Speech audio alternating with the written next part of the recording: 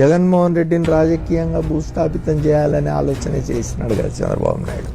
వాళ్ళెవరు కూడా జగన్మోహన్ రెడ్డి పడ్డ కష్టం కానీ, జగన్మోహన్ రెడ్డి ఎదుర్కొన్న సమస్యలు కానీ, జగన్మోహన్ రెడ్డి ఎదుర్కొన్న సమస్యలు అనే అంత చిన్నవి కాదు, అవి చిన్నవి ఉన్నాయి కాదు.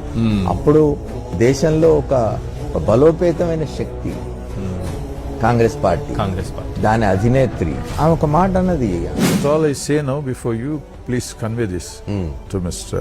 Jagan Reddy.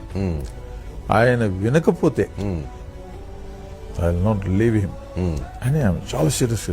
అంతేకాదు, రాజశేఖర రెడ్డి మేం చేస్తే ముఖ్యమంత్రి అయినాడు, ఆయన కొడుకు మా మీదకే తిరగబడతాడా అని మాట్లాడిన కాంగ్రెస్ పార్టీ నాయకులు వీళ్ళంతా.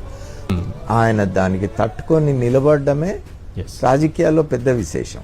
వేరే వేరే వాళ్ళైతే ఇట్లాంటి ఒత్తిళ్లకు లొంగి వెళ్ళిపోయి ఉండేవాళ్ళేమో రాజకీయాల్లోంచి. కానీ